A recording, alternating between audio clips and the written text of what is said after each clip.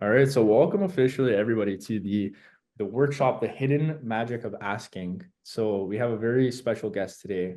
And before I introduce him, I just want to explain the idea behind this workshop. So there was a reel that Wayne, he was on a podcast recently and he was talking about this concept of receiving five no's and just asking for what you want. And that reel really activated me. I was kind of scared by it, but I was also enticed by it because the premise was that there was going to be a lot of value and that you were going to receive yeses in places where normally maybe you wouldn't ask, but when you do ask, you're going to receive those yeses. And funnily enough, one of those things was this workshop. So we're here as a product of that reel and taking action on it. And I just want to plant that seed that these actions that we take can take root in a very powerful way. So we got Wayne. Wayne is a mentalist, an illusionist. He is just on the map all across the world. He's been on Ellen, he's been on America's Got Talent, and he's devoted essentially his whole life to the work of becoming a world-class mentalist. So without further ado, Wayne, I'd love to have you pop on if you want to introduce yourself, and we could just free flow. I have a couple of topics and questions and things that I'd love to bounce off of you, and then at a certain point of the call, we can open it up to questions from other people. Cool. Yeah, let's rock and roll. I think you covered the basics. My name's Wayne Hoffman. I'm a mentalist and illusionist. I see some familiar faces here. So some of you have already seen me in action and we've hung out, and some new faces as well, and some no faces. And so if you're sitting at home, eating ice cream on the couch, petting your cat, you can feel free to turn your camera on. This is a judgment-free zone. I'll give you kind of the short bio and then we'll get into the good stuff. So I've spent the majority of my life, uh, pre adulthood, even, I mean, from childhood until till now, um, following my passion, which is performing magic, and mentalism and illusion, from a performance art standpoint. And I have the very, very, very fortunate position to say I have hit every single goal I've set for myself, all except for one, and I'm in the middle of making that a reality now. And a guy asked me many moons ago, he said, "Hey, I always wanted to become a magician and an illusionist. But everybody told me I was crazy, and my parents said, no way, get a real job." And he said, well, how did you do it? So I started reflecting on that and trying to figure out how did I do it? I grew up in Reading, Pennsylvania, which is data proven to be the poorest city in the United States of America, and it has the highest murder rate per capita of any city, uh, flip-flopping between Reading and Detroit, Michigan. Somehow we topped Detroit out. And my parents were blue collar. My mom was a waitress. My dad worked in an aluminum foundry. And I had nothing but this vision and this kind of internal flame inside of me burning to do this thing. And I pulled it off. And one of the most powerful things, certainly, if not the most powerful thing that helped me gain the success that I have. And I've done it all. I've toured around the world. I've been on television, all the things that any entertainer could possibly want to do. I've done it. And today we're going to talk about one of the things that did it, and that is discovering the truth behind the power in loving the word no versus hating it. So that's it in a nutshell. I'm a magician, I'm an illusionist, I'm an entrepreneur, and I found this little, I don't want to call it a shortcut, but it's certainly a little paradigm shift that acts as a massive, massive catalyst for change.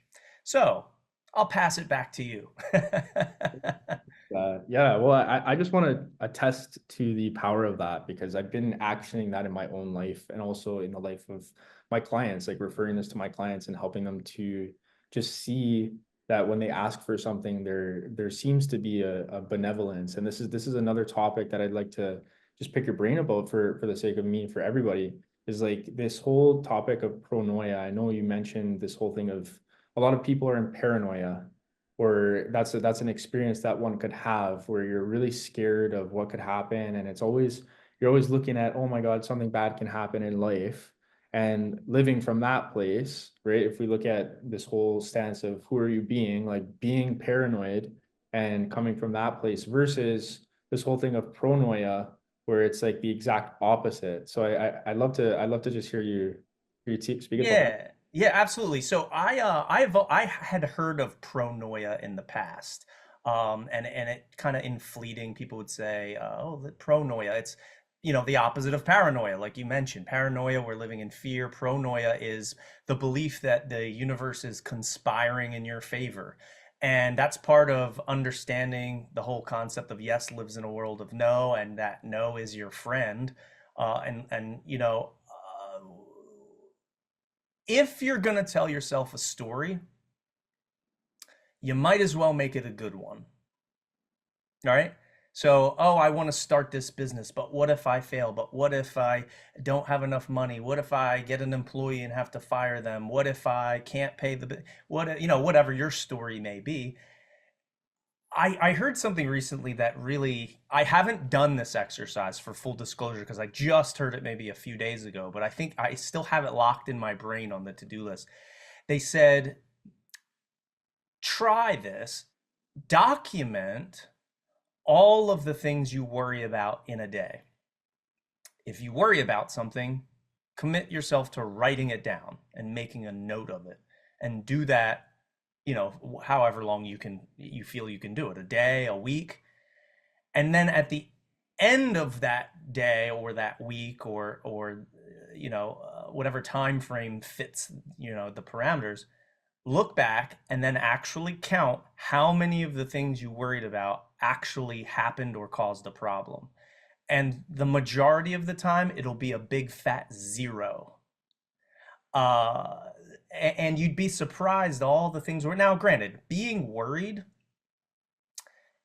keeps us safe. If you say, oh, well, I can jump off this building without a parachute, and oh, who cares? I'm not going to worry. Well, yeah, certainly you're asking for the last jump you'll ever make. So it does keep us safe, but there's this kind of tipping point where you cross over into the realm of holding you back. And I think it's important to recognize the difference, the basics. You got to eat, don't jump off of a building, be safe, and kind of common sense. But when it comes to the world of risk, like, oh, what if I go backpacking through this city that I heard might be dangerous? Be again, have common sense and prepare and plan.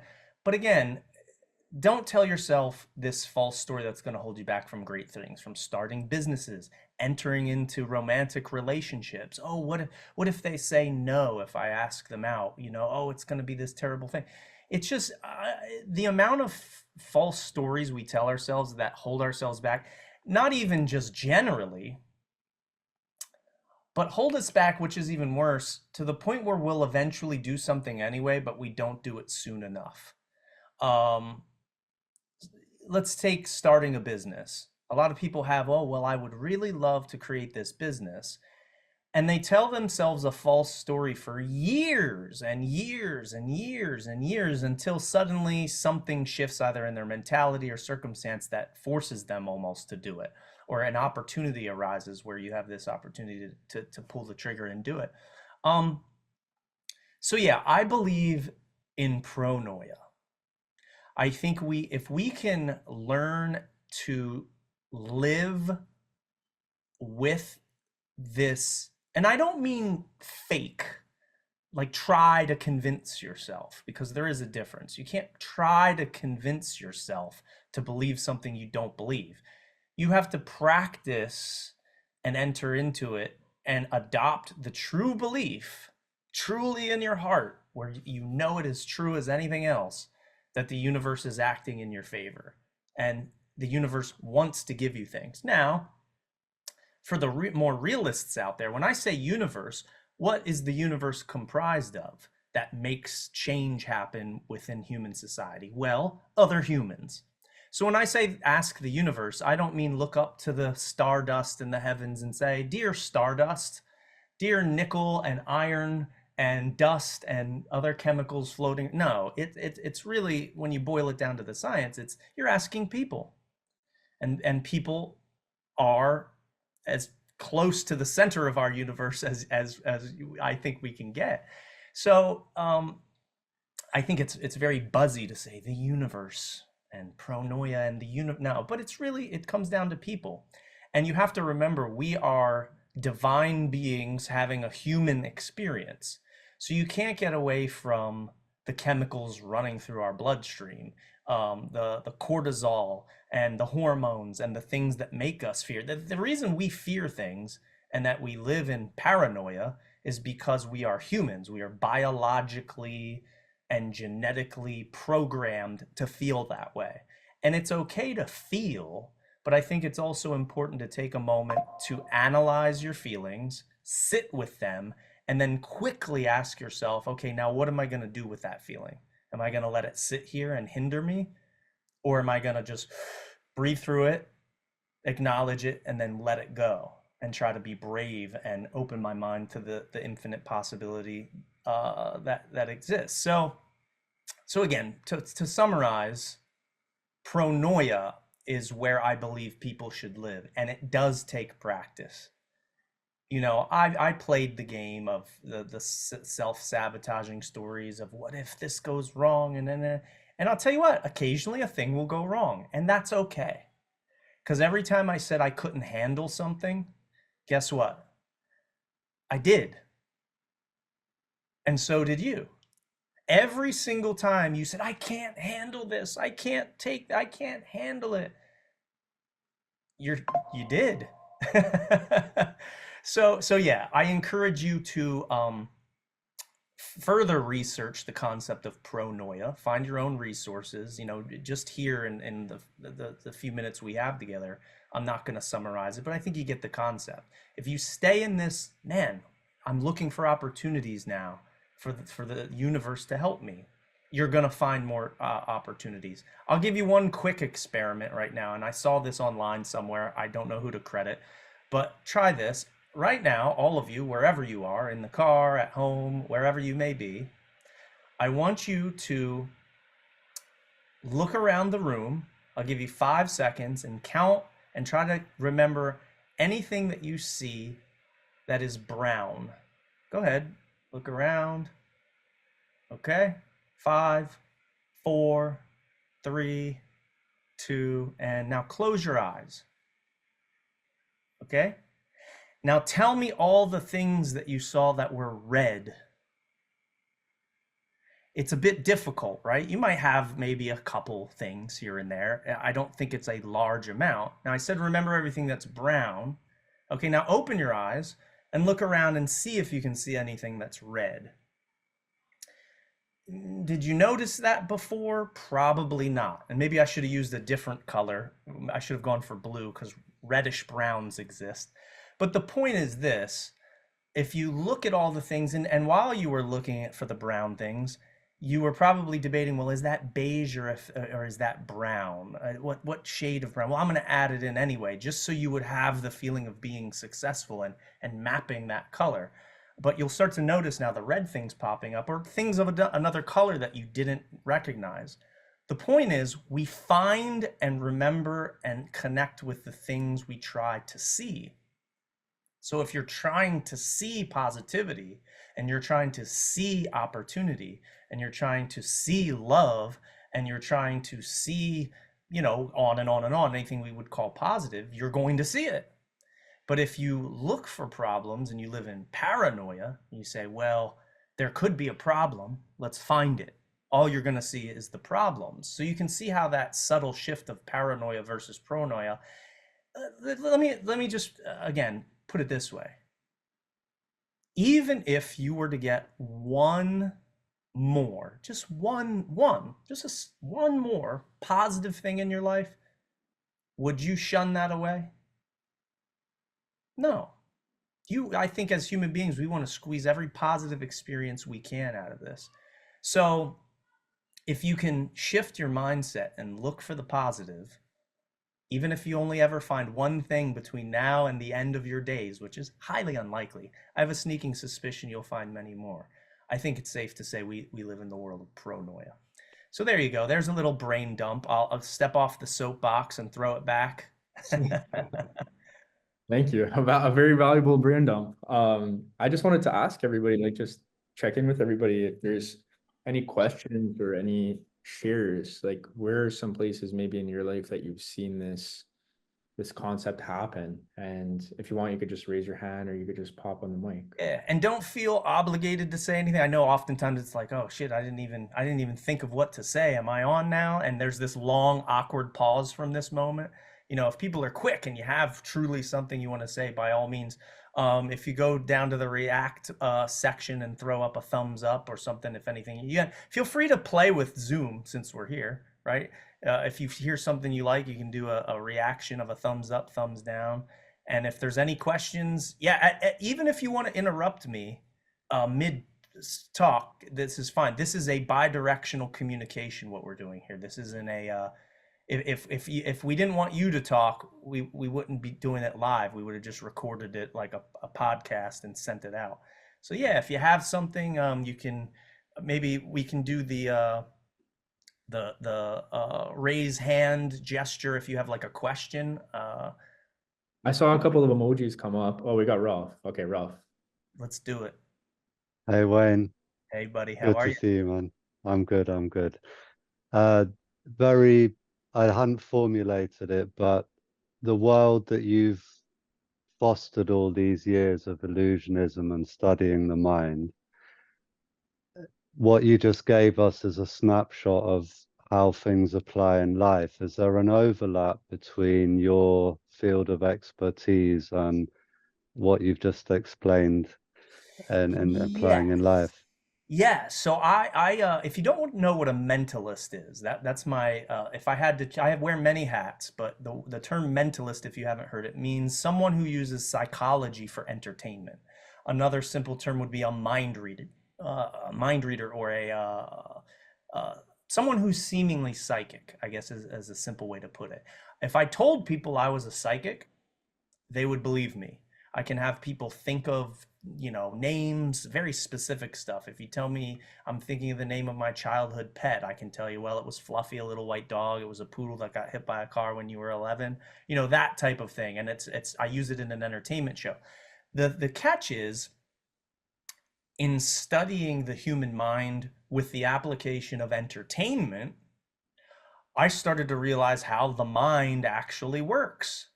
And it's funny, if the Jim Rohn quote, work harder on yourself than you do on your job, right?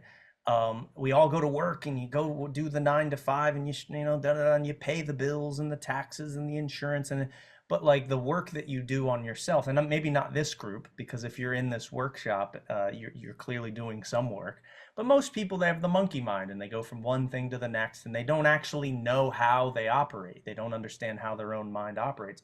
Well, I was fortunate enough to get a peek behind it, and study the psychology, first the study of the psychology of happiness. And I learned about hedonic adaptation and all these biases that we have and all these, the way the human mind works. So certainly, um, while I was searching for ways to utilize this for entertainment, um, I started to reflect, wow, well, I could use that to totally reprogram my own brain, because now I understand it. It's like operating a computer. If you don't know what the buttons do to control it, or don't know how the functionality of the computer, it's just kind of running by itself. Where now I kind of feel like I have a keyboard in front of me and I say, oh, well, it's a choice to feel paranoid. To a certain degree, again, going back, we have the chemicals, the feelings will come up. How long? Now I have this kind of small mode of control around how I think. And I think that's the thing that gave me a little bit of a leg up, is I understand a little bit more about the human mind and social sciences and how we interact. We like to think that we're individuals. I believe we are more like mold. Meaning, yeah, you could, there's these individual spores, but when you look at bread that went moldy, you don't see the individual spores, you see the mold. Why? Because it's working together as this unified organism, and we as humans are doing the same thing. So if you understand how you interact with other people and you understand your own mind, it does help. So there is an overlap. I will say it's a bit difficult to, right in this meeting, it would be very difficult for me to articulate all of the overlap because it's, I mean, my library is just massive, and the things that overlap with my work and how that, you know, affected my view on my interaction with the world and how I view things. It's very, you know, it's very broad, and there's a lot going on. But to answer your question simply, yes, my career definitely overlaps with you know, the way that I ended up thinking. Brilliant. Thank you. Yeah. Marion, you have a question as well? It's actually not a question. It's me picking up on something that you just said, Wayne. You said, well, you know, I've studied, you know, the psychology. I've understood my mind. And I think you don't even have to study the psychological universe of the mind. I mean, all it takes is, for example, Byron Katie.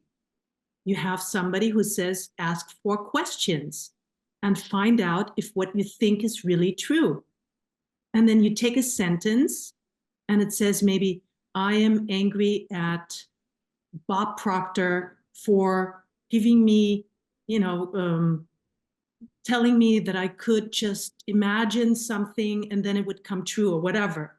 And then you take the sentence and you ask 4 questions. And by really inquiring into that thought and what it does to you when you believe it, and what it would mean if you couldn't even think that thought, then you end up with a completely different statement at the end. You can turn the statement around and find that it's truer than the original. Right. Yeah. And And you don't have to have a degree in psychology to do anything like that. But note what you did have. You had a tool or a thing, a repeatable, I guess a tool would be the perfect example. A tool in your toolbox where when something comes in, you can do it. Now, what type of tool? You know, it could be a simple thing. And that really, let's get into the meat of and potatoes, I think, of what we're talking about. The tool that I think we want to discuss here today is reframing your relationship with hearing the word no. And that is just a small, tiny tool that you can add to the toolbox. Again, you don't have to become a mentalist, and you don't have to go to a university and study psychology in order to change your life. I think you're absolutely correct. You don't have to go to the umpteenth degrees of understanding, you know, the function of the pineal gland. You know, you just need to. You don't even need to, but I think it's helpful to adopt these tools. So yeah. I'd love to just pop in for a moment. Like you're saying tools, and what I got from that initial reel was that was a tool to explore this whole concept. And like just from my personal experience, just expanding on that, like as I've asked for things and the asks got more dramatic and more ridiculous, as they were more dramatic and more ridiculous, I was still receiving yeses to these asks. Yeah. Some of them being like lifetime, for example. There's a guy named Sadhguru in India. I spent some time in his ashram. I've been around this guy probably 10 to 15 times. I've never asked if I could meet him or if I could have some time to speak with him because I was just petrified. Oh no, I can't meet Sadhguru. I can't talk with him. And then I reached out to one of the coordinators, and he's like, yeah, let's hop on the phone. We hopped on the phone the next day, and he's like, if you can create a value proposition to him that's greater than what you're asking for, then we'll do it. I'm like, okay, I'm going to go on Instagram and message this comedian with 400,000 followers. This guy answers and he's up for it. I'm going to message Jim Quick, the leading brain coach. He says yes. So it's like things that 3 hours before weren't Right. a possibility. It became a possibility just by using that tool to expose myself. So I just want to like vouch for the efficacy of that. It really, I'll tell you, it does really, really, really work. And we'll get into just a really hardcore value for everybody that joined today. And I'll go into it, and I'll give it some exercises and some challenges. And what's exciting is I know by the end of this, all of you are going to receive some type of value from this. Truly, genuinely, every single person in here is going to receive, we'll call it a gift from the universe. And I'm excited for all of you. Before I do, and before I really kind of go full force into it, do we have any other questions or comments? Yeah, feel free. Oh yeah, there she is. Her hand blended into the background. Okay, I get that a lot. Your virtual hand. So first of all, thank you. I wrote a comment. I absolutely loved your show in Birmingham. Oh yeah. It was brilliant. And personally, I've always been fascinated with illusion. I'm sure like you get that a lot, but for me, growing up with all these issues, I always felt like I needed someone to come to the back of my head, fix it, and then just let me have life all over again, because I knew it was subconscious. I knew it was something going on in my brain that wasn't serving me properly. And what I was fascinated, like I don't know how, but I know technically that in a way, illusionists, and this is kind of like getting behind the scenes of your craft, they can, I don't know how you do it, but I'm guessing that some of it is actually planting stuff in participants' minds in order for the magic or the illusion to work in a certain way. Some of it is mind reading, but some of it is also like pre-preparing. And I'm wondering if you've ever used that for your own personal benefit in life. It would be a lie to say no. Hell yeah, I have. So to give your statement some validation, yeah, I've learned skills that help me not only read people, but implant thoughts into their mind. The best way to predict the future is to implant a thought into somebody's mind, have them then say that thought back to you. They feel as if it was created in their own mind. And then I have a written prediction that said, you will say this. Yes, because I forced you to through whatever method I choose to use at that time. And yeah, these things, everything that I've learned, and he mentioned earlier the Jim Quick and the whole memory thing. And I've studied, and I have a very unbelievably well-trained memory. And again, there is no such thing as a good memory or a bad memory. It's either trained or untrained. And I've trained myself. So when I go grocery shopping, if I do, which is very rare, but when I'm home and I can actually do it and be a real boy, I memorize everything. And right now, if we went around to all of you and I just kept going in a circle and had you name a random object, like a pack of Marlboro cigarettes with only 8 left in the pack, and the next person would say, a tub of candy, there's exactly 16 pieces of it, 18 are Reese's peanut butter cups, 2 pieces of Milky Way, and you just keep going. I could memorize everything that you say. And not only can I memorize it, I can memorize it in order, and I could repeat the list back to you forward and in reverse. And if you said, well, what was the 16th thing someone said? I could tell you exactly what it is.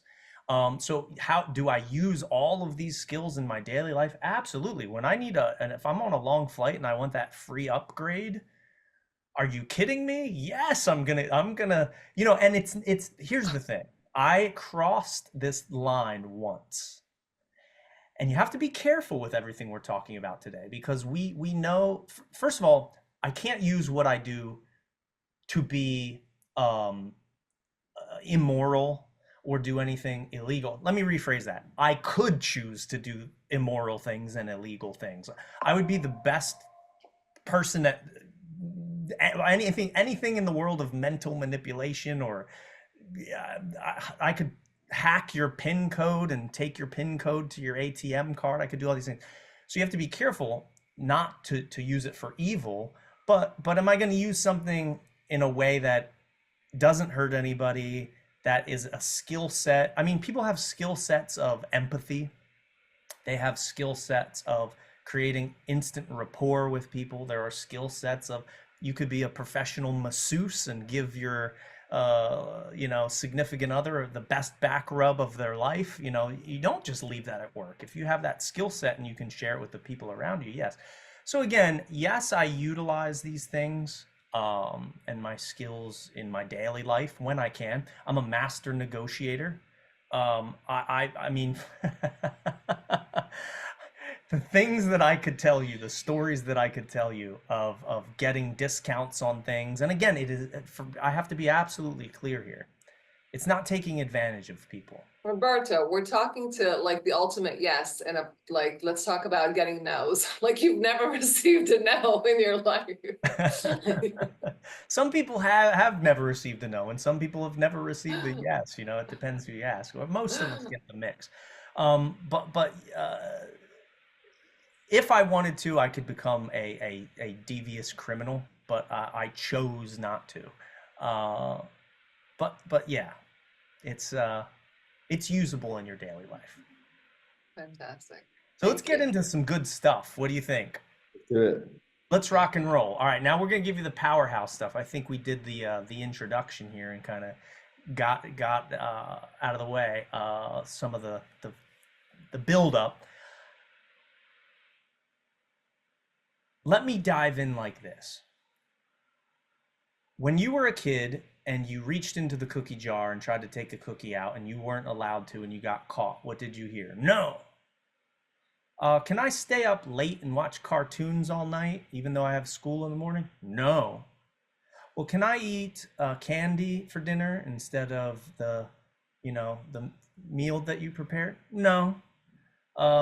Could I have all the toys in this store? Will you buy all of the toys for me? No. And all of the sudden, over, let's say, 10 years of childhood, you, rightfully so, create a relationship with the word no that is negative. Anytime I hear no, it is bad. I get yelled at. I don't get what I want. No is bad. No is terrible. No is negative. No represents the worst thing you could hear. Well, now you're an adult. And guess what you're allowed to do? You're allowed to upgrade your software, right? You don't have to live with the things of your childhood anymore. In the same way, let's face it, the things we knew as kids that were unwavering truths. When I'm an adult, I'm gonna just only eat candy every single day for every meal. And we probably all said something silly like that as kids. You reprogrammed yourself because you learned more, right? You gained new tools. You are allowed to change your relationship with the word no. And if you need auditory permission, this is it. You have permission to change your relationship with the word no. And I did, and it helped my life tremendously. So when I hear the word no, I don't carry the fake emotional, homemade fake story with it. No, you're not good enough. No, I don't like you. No, you're dumb. No, you're not intelligent. No, I don't want to give this to you because you're not worthy. No, ... Anything that comes after the word no is something you are making up in your mind. And that's why you're not asking, because you don't want to attach this moment with a negative feeling. You don't want to feel negative feelings. None of us do.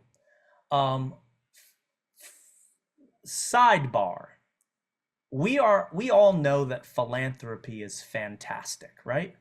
And we all know that you get the most from the universe by giving the most. It's a universal truth, and we all know this to be true. The best feeling, and I've studied this, the science behind it, it's scientifically proven that people are at their happiest when they're giving to others and helping to others. Here's the problem. We forsake receiving in order to put ourselves in a state of righteous giving that we know is good. However, in order to give, you also have to have a recipient, don't you? In order to give, in order to be philanthropic, you have to have a recipient. Well, guess what? You are also allowed to be the recipient. Good people get to a point where they're so giving and loving and caring and want to help and give. It's an odd thing, but they forget that they're allowed to receive. That, combined with the fact that we learn to fear or hate the word no over a lifetime, doesn't allow yourself to experience a lot of the wonder and magic in the world. There are so many incredible connections, relationships, experiences, personally, professionally, spiritually, that you miss out on by forgetting to be a recipient. And again, you have to put this control on it. Don't be a taker. I don't mean cross the bridge over to the dark side and just be a begging panhandler who sucks people dry of money, time, energy, and everything else. No, you have to really, these are all exercises of really a test of your integrity, of your morality, of your self-awareness, so you have to be careful here. Anytime you're given a tool, if I gave you a hammer, you could build a house, or you could bash someone over the head with it. So I'm giving you this tool. I mean, maybe not giving to, maybe reminding you of this tool to do positive things. Now here, I want to dive right in. The challenge is this. I want you to think of some things that you would like, whether this is meeting someone, whether this is a physical object. Let's say you're an amateur photographer, but you don't, you have this kind of beat up old camera from the late 90s, and you would like a really nice camera, and you can't afford it. And that's the key, okay? This isn't taking advantage of people. This is allowing the universe to give to you something that you can't necessarily give yourself, right? It's not asking for things for the sake of asking because you want to try to game the system. It's to receive true value and benefit that would be fair. So I had someone comment on the post of this podcast. They said, I'm a photographer, but I can't afford a camera. And I encouraged them. I said, hey, call all of the professional photographers that you know, or don't know for that matter, and say, hey, you're a multi-millionaire photographer.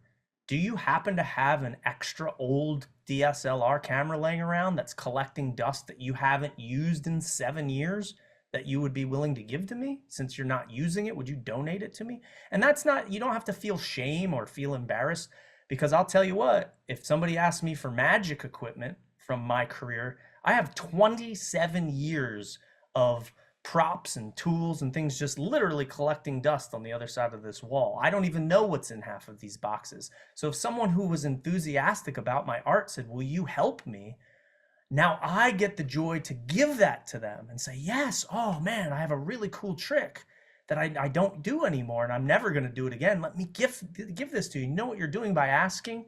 You're giving someone the opportunity to feel good, right? We think, oh, if I ask, they're going to be pissed off. That's not real. That is a fake story, and that prevents you from asking for things. So I say this simple challenge. Put a date on your calendar. It's arbitrary when it is, okay? I would say do it now, but you're listening to us talk, so you don't want to do it right now. I would normally encourage somebody to do it right now, but for the sake of the formality of this, pick a date 3 days from now. It doesn't matter. It's arbitrary. And on that day, put in your calendar, and you have to, if you live by your calendar, you can do this. And your challenge is for that day, collect 5 no's.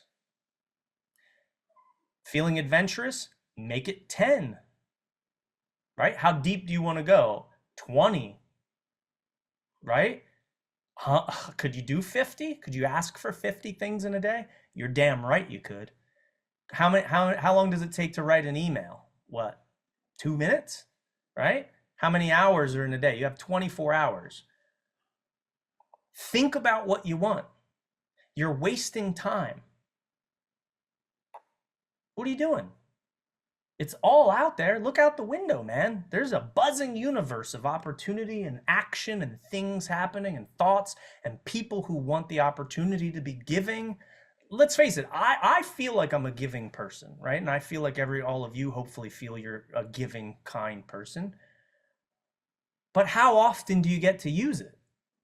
Right? It's like, I know it sounds weird. Like, well, do I go and bag up my old clothes and put it in a trash bag and take it to Goodwill or some shelter, or, and you kind of, well, I could donate some money to a charity, and you kind of sit in this world of how do I give? You and everybody else.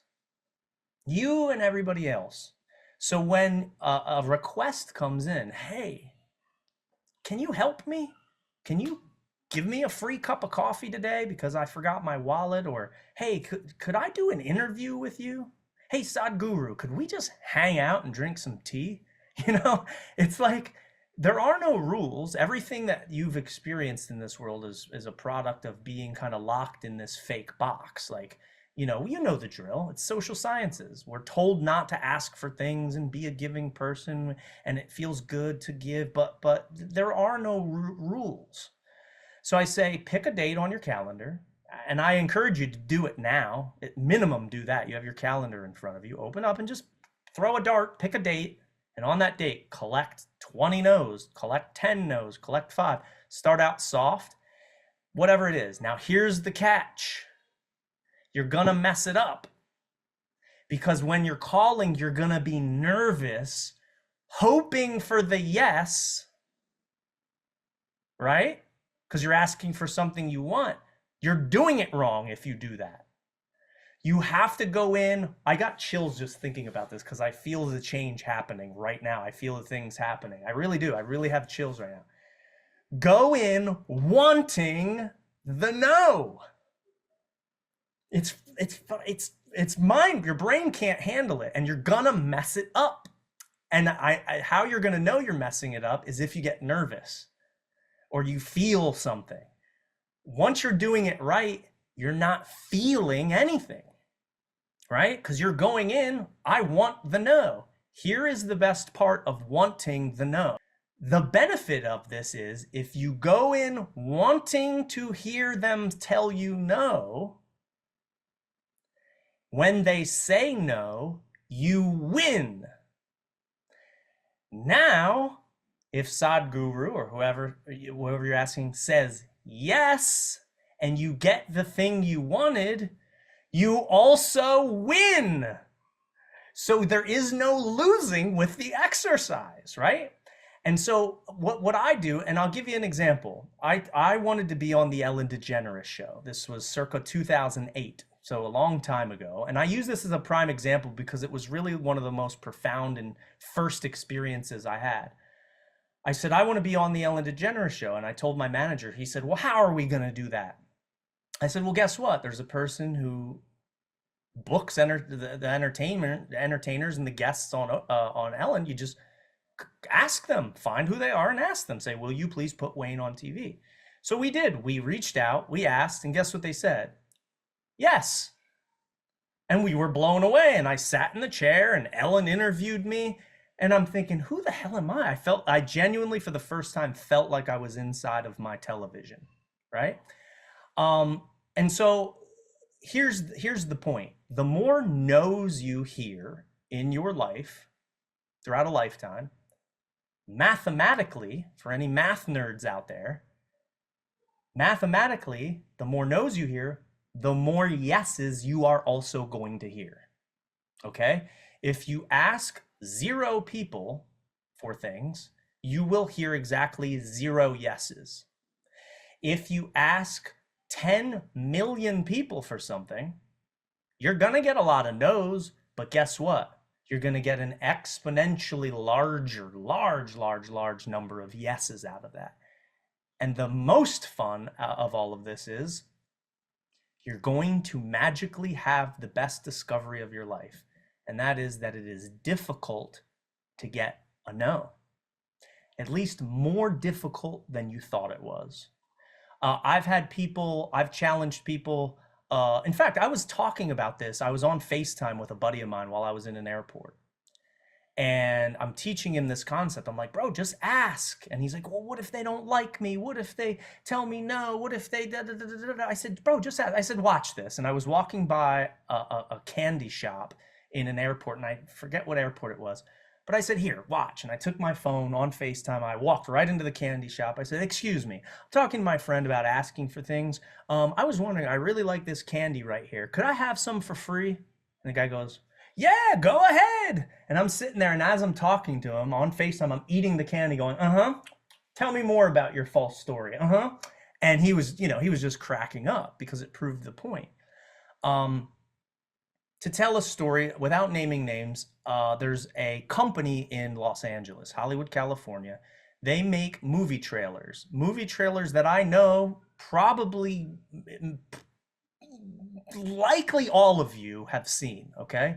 They're at the highest echelons of making movie trailers and digital media for commercials to promote movies. I was teaching this concept that during a keynote. I give a keynote where this concept is part of it. And in it, he was watching, and at the same exact moment, he was getting texts from his team, actually in the moment, of them saying, hey, we have a problem. We just had a meeting. Things are bad. We're not going to be able to make payroll. And we're going to need to fire 21 people from our staff. Now, this is a small company, but they do a lot of work. And in other words, the company was going to have to basically, if not literally, shut down. So he flew back from this workshop keynote thing that I did back to his company, and he looked at the numbers. He said, yeah, we're screwed. We're going to have to fire basically everyone. He said, but wait. He said, this skinny, weird looking mentalist told me something, and I want to try it. He said, hey, he goes, how about we just simply do this? However many salespeople there were, he said, I want all of you to go collect 5 no's. Reach out to past clients that we've worked with and say the following. Hi, I know it's been a long time since you've reached out to us for work. I know things are bad for some of us. Hopefully you're doing well. I know we haven't worked together. However, we would really love to do another project with you. Better sooner than later. So if you have any work that you can send our way, please, we would love the work, right? That same day, one of the salesmen came back to this guy that I met, and he said, hey man, you told me to collect 5 no's. Well, I got 3 no's already. And he goes, but I got 2 yeses. Rinse and repeat, and guess what happened? It saved his entire company. You know how many people he had to fire? 0. Not a single one. You know why? He asked. He had his sales team ask for the business instead of sitting around and waiting for this magical, ethereal, amorphous, mysterious lottery to come your way. He went out and took action. And that's it, man. In order to give and receive, you got to be playing in the sandbox. You have to be at the playground. You know, a term I wrote a book called Mind Candy. And in the book, I wrote one of the sections, I call it Room Services for Losers. Because when I'm touring around and traveling and performing, I'm often in a hotel room. I mean, 99.9% of the time, I'm in a hotel room. And I have 2 options. I can order room service and sit there, and I know what's going to happen. So there's going to be a knock at the door. They wheel the thing in. I eat, and then I sleep, and that's it. But if I go and venture outside of the room, some of the greatest, I mean, as I'm going through now, the memories are flooding back. Some of the greatest experiences I had were from going out and interacting with people, right? And the same way our thoughts and feelings and the things we want, it's great to think about, well, I'd like to have a great coaching practice. I'd like to make 70 million a year. Oh, I'd love to be on TV. Or whatever your dream is, you know, all these wants we have, it's great here. but you have to be interacting with people and playing in the sandbox in order to receive these things. So let me take a moment of pause. I know I've been kind of on my soapbox again. Sorry, I get very, if you haven't noticed, passionate about this. Like I really believe, I just, well, I know I'm like it's insane. Like my whole life is built upon this principle of not being afraid. It's not even not being afraid of the word no. It's loving the word no. I love it. If you tell me no, I love it. I collect them like baseball cards. All right, Damien, you're in. Hello, sir. How you doing? Birmingham again. So, I love what you said. It's very powerful. My question to you would be, when you first started, what flipped your mind? It's like, you know what? I read this, or I used to practice this, that flipped me from uncertainty to I'm in. Here's what I realized. If I ask for something and they say no, I'm exactly where I started. Right. There's literally nothing to lose, right? I'm back where I started if I don't have it. So I think it came, I mean, like I said, the thing that pushed me to realize the power in it, to really adopt this as a daily lifestyle of going out and expecting and loving the word no. It started by asking for a no and then surprisingly getting the yes in a big way. And like I said, it was the Ellen DeGeneres show. I think that was the big moment, because and you were sitting there still questioning yourself, like, how the hell did this happen? Right. Okay. It wasn't supposed to be like this. Because I'm like, of course they're going to say no. I'm not Brad Pitt. Why the hell would they have some nobody kid from the middle of nowhere? Like, you know what I mean? It's like, why would they ever have me on there? So my experience, I think that one, and I think because I constantly use that one as the example, was the one that like, are you serious? Like, this is how it works? You come in wanting a no, and then now you're having these amazing experiences. So I started fiddling around, and I was like, hey, biggest radio station in the country, that like, hi, can I come on your morning show and like read your minds and then like tell people to hire me? And instead of me paying you for this advertising time that would cost me about $30,000 to $40,000, I'd like you to give it to me for free, is essentially what I'm saying. And they're like, sure, come on in. And I'm not naive to recognize that being an entertainer, I have something to offer. Ellen didn't have me on because I'm just named Wayne. I had a skill set and I was able to develop that. And I don't, this isn't magic, like I hypnotized anyone to have me on. I do have a skill set. It's very unique and I understand that. But it's the little things, okay? It's the things that I started to find. I was in Napa Valley, and there's a restaurant there called, was it the French Laundry? And this is a notoriously impossible restaurant to get into. I'm there, and I managed to get a reservation for that evening. I'm not famous. I didn't tell them what I did for a living. And we were doing, and quite frankly, to be honest, I didn't know the reputation of the restaurant. I just asked, hey, can we have a table tonight? And they said, yes, you can. So we were doing wine tasting. I said, yeah, we're going to some place called French Laundry or something like that. And they go, wow, how many years ago did you make your reservation? I'm like, no, I just called today. And they're like, oh, you must know someone. No, I just asked. And they said, this is impossible. You don't know. Do you know where you're going? Do you know what? And later I discovered this is ranked, I think it was ranked at one point, the #1 restaurant in the country, So I think it was a slow roll for me in discovery with some highlights looking in hindsight. But once the train got out of the station, man, I was like, wait a minute. I'm magical now, boy. Like, this is like, the universe actually works this way. So I was calling people up. I'm like, hey, celebrity, can we hang out? hey, like, you know what I mean? Asking, hey, can I open for your show at that arena? I called the Philadelphia Phillies. I said, hey, can I perform on the field in front of 38,000 people? You know, who am I? I'm not Billy Joel. Like, and they're like, sure, yes, you can. So again, to answer your question, what you're going to find is this. You genuinely, it's very hard. This is not an easy thing.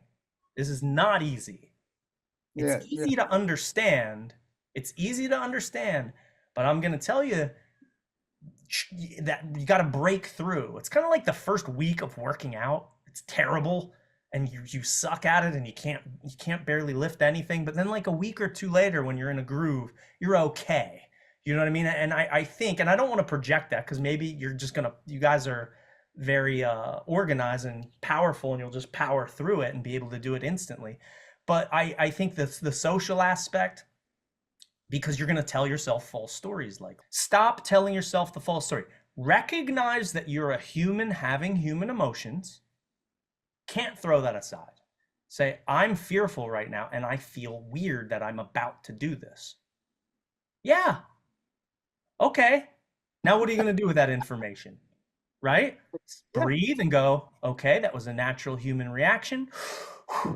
Boom. Let's do this right now. Ready? We're going to take a pause. I'll tell you, we're going to throw you right into the fire. I don't want to mess around. Let's take a break. I'm going to give you exactly 4 minutes, arbitrary number. All of you, every single person. Think of something you want right now. It could be as stupid as, okay, I want a free caramel latte from my local coffee shop down the street.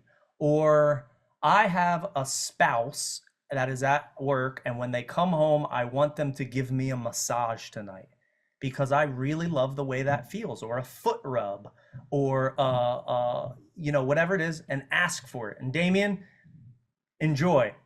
But right now, ask for something.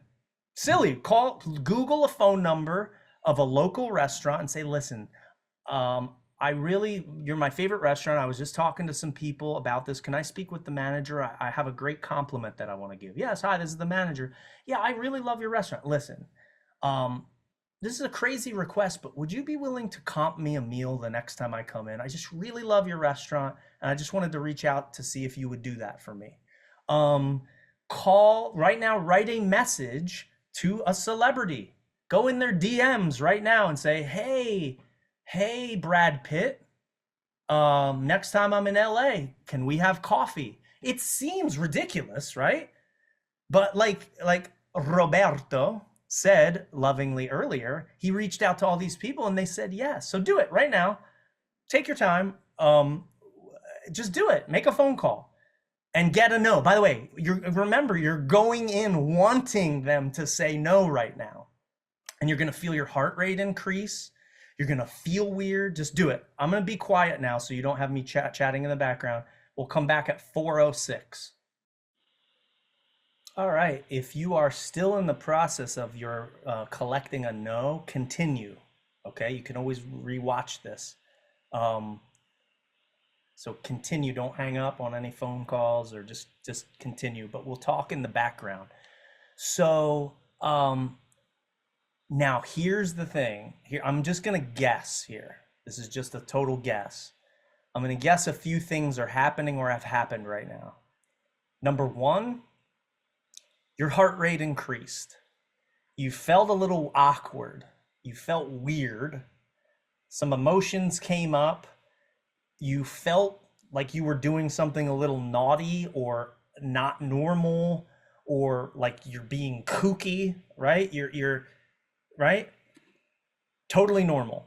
In order for things to change, things need to change. And with any change comes discomfort, right? That's growth, okay? Second thing is, I bet you got a no, somebody here got a no, and they felt bad about it. They felt bad that you heard no. Okay, I'm gonna guess that as the second thing, like, oh man. Okay.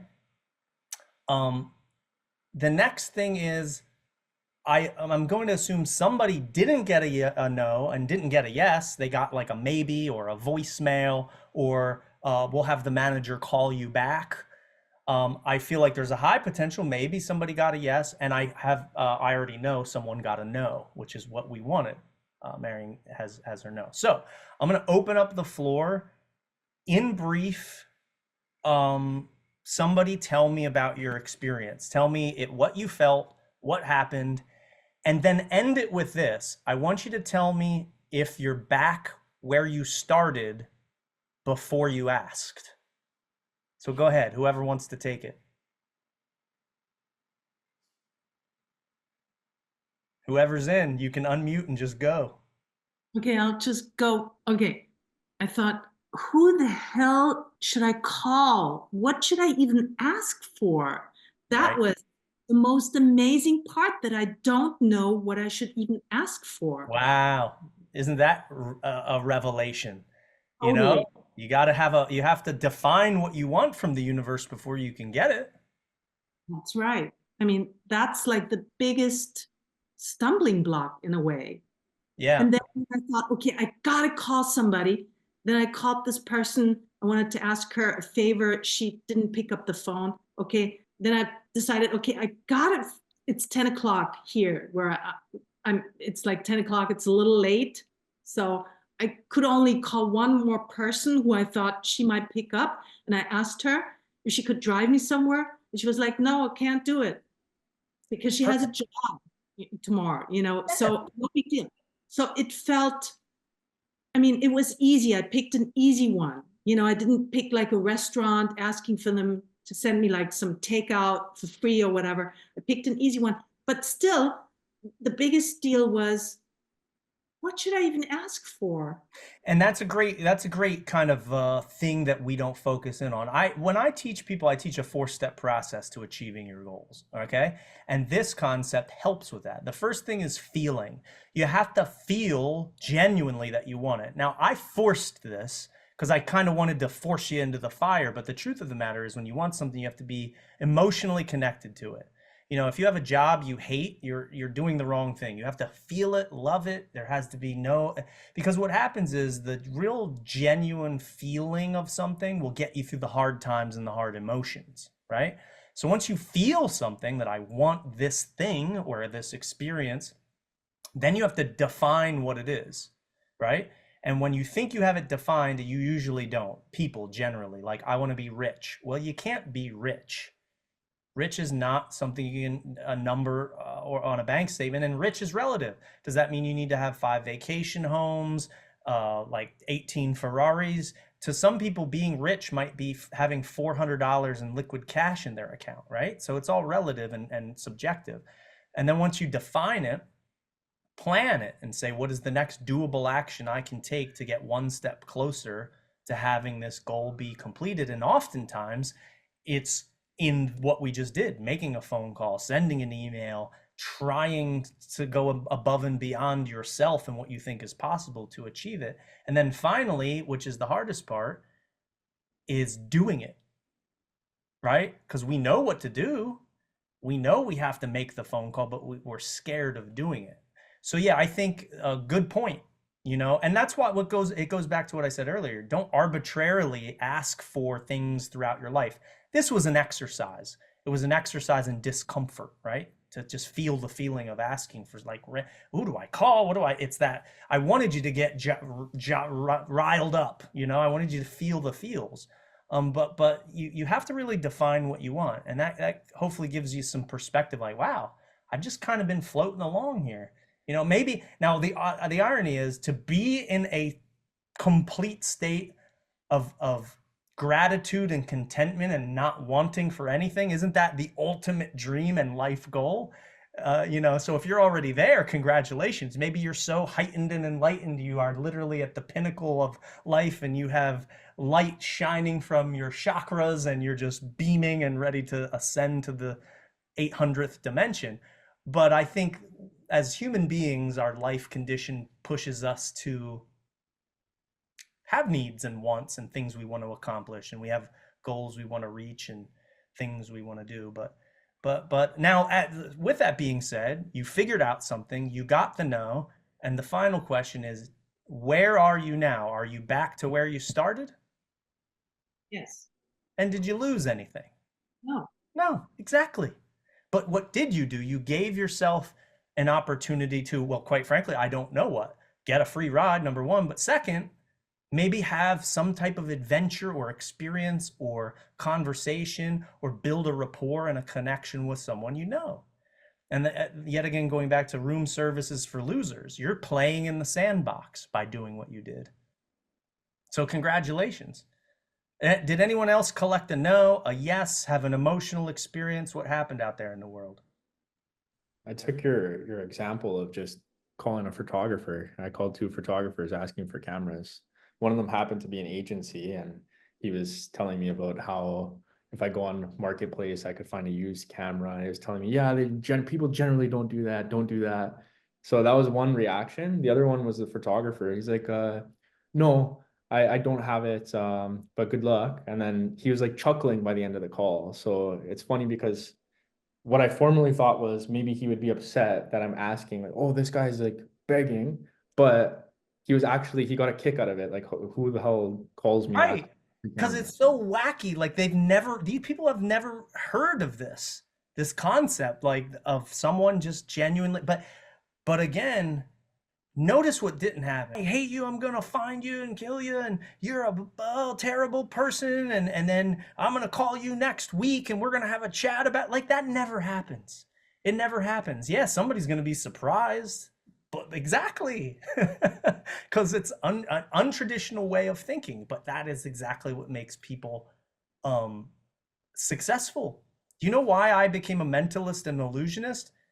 I wasn't playing it safe, that's for sure. I wake up every single day unemployed. When I go do a show and I'm on stage and then afterward they hand me the check, I walk off stage and I go, well, shit. Now what? If I stop here, I'm not going to eat. I'm not going to have a house. I live in the discomfort. But it's taking those risks and feeling uncomfortable and doing the wacky things that makes change. So you technically got your nose. The first one, I don't know if you left a voicemail or not, but you still have maybe a potential they'll call you back. You never know. Anybody else want to share? I don't want to force sharing. Some people probably did not do the exercise, and that's okay too, if you just didn't want to. But Ralph, go ahead if you want to share if you did anything.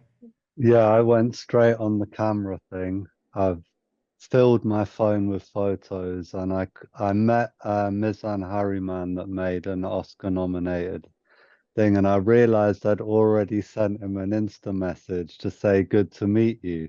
So that door was closed, but then I saw excitedly that I can email him. And my next message on Insta was going to be to send him a photo that I had taken of us because he's normally the one that takes them. Oh, that's funny. And but the main reason I unmuted and put my hand up is I watched a program the other day, or a little clip, about skateboarders having risk intimacy. So they take so much risk, they develop an intimacy with risk that most of us don't have. And Wow. that's what I just heard you describe. I mean, having not been an entrepreneur, it's like I could imagine, well, maybe you've made enough money to not have to worry about the next day, but I don't know, and the fact is that you dance with that risk. That's what I heard when you spoke. You dance with the risk. It's become an intimacy that you're comfortable with, and you're back where you started, and your asks can be bigger for bigger no's and bigger yeses. I guess that's what Yeah. I'm hearing. Rinse and repeat, and that's a whole different topic. Risk is my mistress. You know what I mean? I don't know if she's my wife, but she's certainly my mistress, and I see her often. I live in the discomfort every day. And I said this recently to someone. They said, well, how do you do it? I said, you have to get to the point where being uncomfortable is your daily, and I think entrepreneurship and, accepting hearing the word no does have a correlation. I think if I wasn't an entrepreneur, I wouldn't be exposed to so many no's. I would just go to work, get my paycheck, and go back home. There wouldn't be any risk, and but yeah, for me personally, risk is part of the. I mean, that's all it is. That leads the ship because you're in uncharted territory every day. I'm a mind reader. How many of you have woken up ever in your life and said, I could use a mind reader today? Nobody, you know? Well, So, that leads me to, if there's room, maybe for another session, but I'm fascinated to know what you've learned about people as well as yourself, but it's a bit off topic for what we're doing. But you must have such amazing insights into people's responses and the different psychological tools or mechanisms you've seen them use in response. But as I oh, said, yeah, it's off topic if we have room to yeah. cover it. I'll just make one comment on it. Obviously, that's a whole different ball game. But I will say this: people think they're the most unique thing in the world. I hate to tell you this, not really. We all think the same way, and we do the same things, and we have the same tendencies, and we have the same chemicals, and you have the same patterns. Oh no, but the way I dress and the way I'm unique. That assumption has it's the basis of my entire career. So yeah, on that note, well done, you reached out. All right, Tanvir, you are in. Let's do it. Can you unmute? I think you want to share by the hand. Yes, yes, I do. So I did two things, but I felt like these things, as I was doing them, I realized that maybe they weren't as scary as I thought, because I think I'd done something similar. What I did was I called an addiction recovery center and I told them, hey, look, like I'm on the other side of addiction now, and I'd like to support somebody in your space. And he gave me an email, and I will follow up with them. So it wasn't a no, but it was like, okay, maybe it's like down the road, it might happen. And then the second one was just a random one that came after, which is ask a massage parlor if I can come and get a free massage. And she initially was like saying no, but then she's like, if you come and do a first one, if you pay for the first one, then I can give you the second one for free. So they weren't really no's, and I feel like I feel like I've expanded my bandwidth, or like my tolerance for maybe something more scarier next time. Yeah, and that's it. I mean, you got to dance. You got to kind of put your toes in the water. So first and foremost, two things. You're sort of back where you started, but with high potential for yeses. And part of what you asked for, ironically, was also giving, but one was receiving a massage. Now it's up to you to decide if you would like to pay for one and then get one for free. But the fact is, you still had someone say, yes, I will give you a free massage. They did great negotiation and they countered, which is part of the universe. Sometimes you'll get no, sometimes you'll get yes, sometimes you'll get yes if, right? Fair ball game, right? Someone can say whatever they want too. They can ask you, well, if you buy one, then I'll give you, how about that, right? So it's a bi-directional. You can't, but the point is, it was the two things you asked for, or at least one of the two, you would say, person's going to say no. They have to say no. This is crazy. Will you give me something for, yeah, you would think that, but you didn't get that. So that kind of pushes again on the point of, it's harder to receive a blatant no than you think. So I'll give you a heads up. I have about 10 minutes left until I need to go. So let me stop here, Mr. Talarico. The floor is yours. Do you want to guide this anywhere? Do you have any other questions or anything you want to touch on? Yeah, for sure. Well, there's just so much that I heard, and there were some things. I just want to open the space. Like, if anybody does want to ask a question or any comments or anything for Wayne in these last 10 minutes, you could just raise your hand and we can make that happen. In the meantime, as you're doing that, if you want to, yeah, I love that point that you mentioned, because actually in this moment, as I was saying that, both my hands went and stuck inside of my pockets. And I know that you mentioned this. Me and Wayne were inside of the arcade in Birmingham before the Ultimate Experience event. And he was explaining to me how people will generally just do the same things. And you're saying how there's like almost a lack of uniqueness. And he's like, yeah, someone will be talking and then they'll put their hand inside of their pocket. And we're talking real time as this conversation's happening. And he's telling me about how people will do this. And this guy that we're looking at is pulling out his hands, puts it back in, pulls it out, puts it back in, like rinse and repeat. So I'd love like to hear, I guess, a little bit more about this whole concept of originality and how people kind of have these tendencies that seem to be alike. Yeah. So here's the thing. We already all know this, right? Social sciences and body language reading and all the and just psychology in general, as a whole, let's use just psychology as the umbrella. That field exists. How? How does that exist? Well, because it's so uniform and so structured, our minds and the way we work, that they've created an entire science around only that, right? So when I say there's not, that people aren't unique, I don't mean that in the ultimate literal sense, because each one of us is unique. We have unique fingerprints, thumbprints, right? Just like a snowflake, there's no two alike, right? And we have our own sense of style, and we have our own journeys, which are unique, right? No one has your story but you, right? So yes, we are unique in a sense, but I think the difference is, and the linchpin is our perception of the level of our uniqueness. A lot of our uniqueness is very superficial. The way we dress and the way we have our hair or shave our hair off, right? Some of us have long beards. Some of us have no beard. Some of us have long hair. Some of us have no hair. And it's very superficial. The way we speak, if we have a regional dialect or if we have an accent, you know what I'm talking about over here, right? That's our superficial uniqueness, right? But when it comes to our responses to emotion, our need to find a tribe, right? We're tribal. We just had in the US, we just had our election, and there are tribes. Well, I'm red. Well, I'm blue. Well, I'm green. Well, I'm independent. Well, I'm libertarian. We want to find our tribes, right?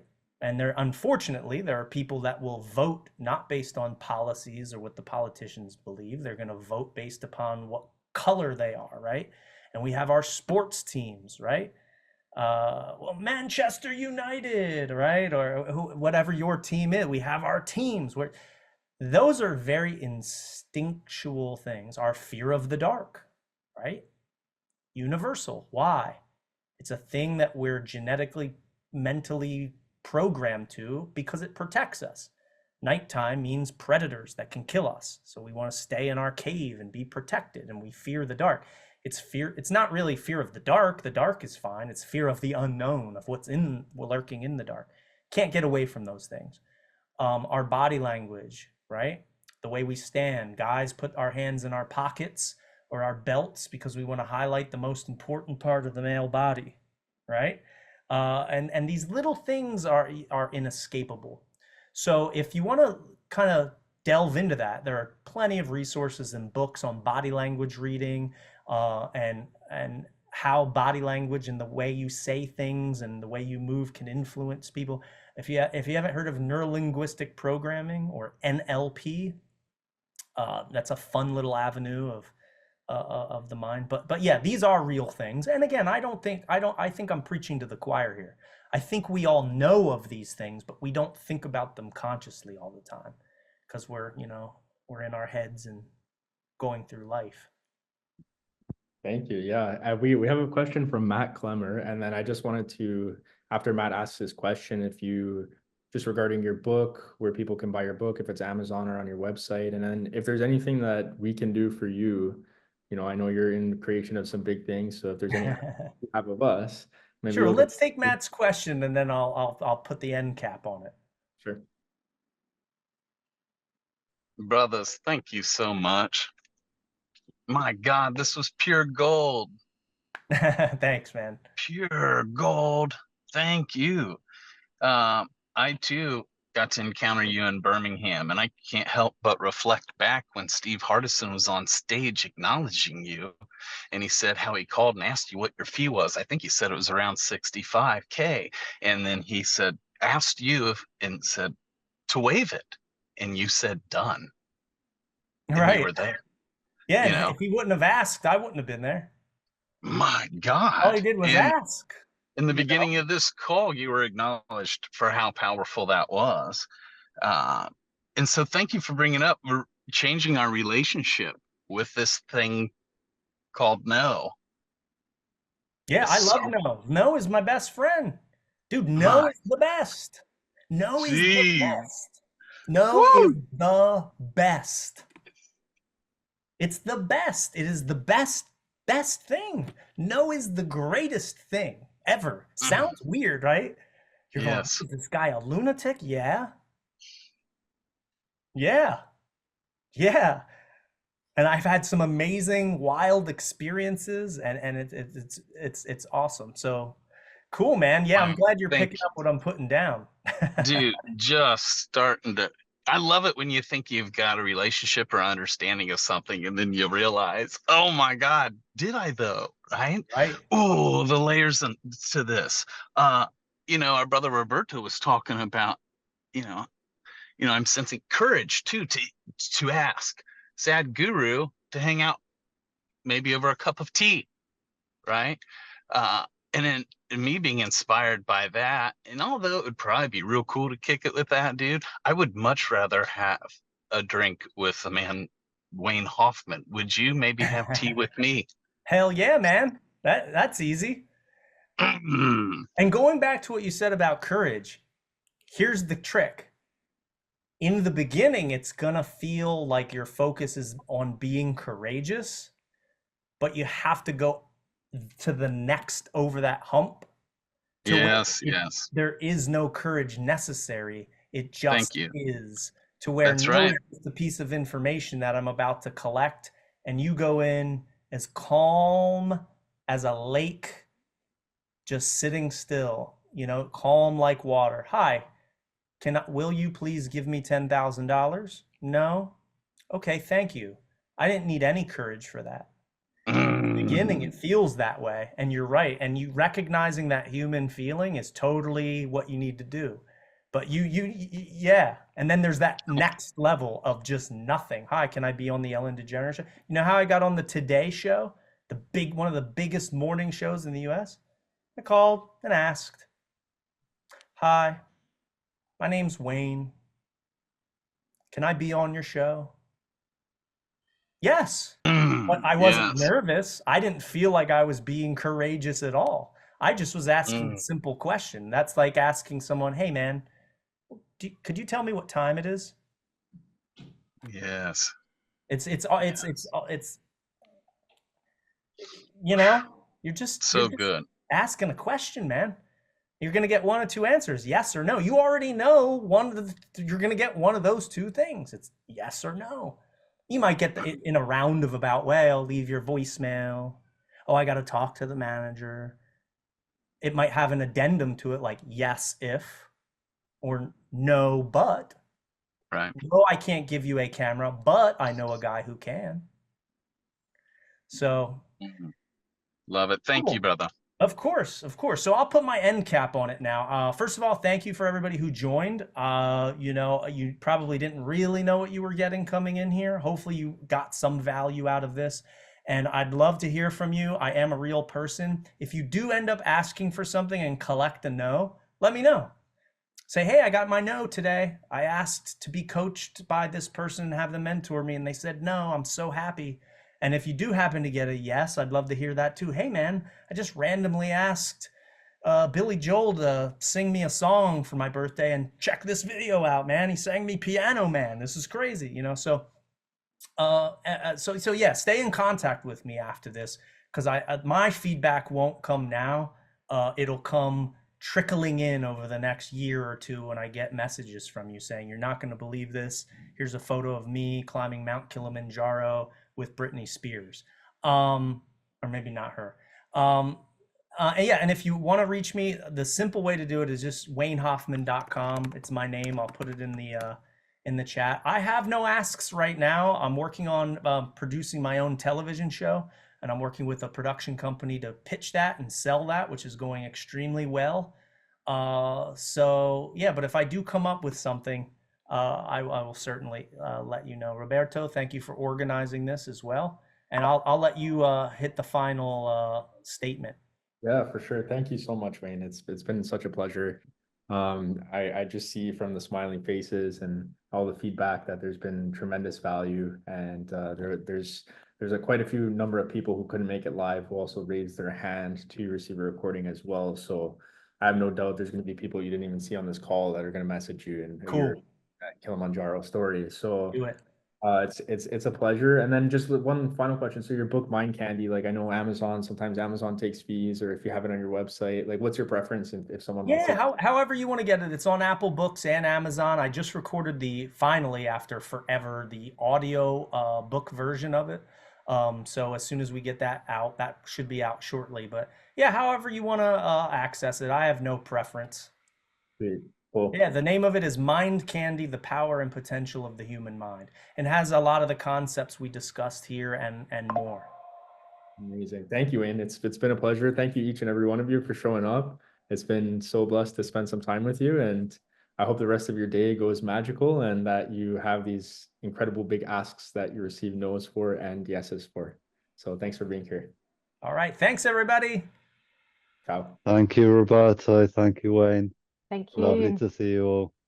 Take care, everyone. Thanks for coming.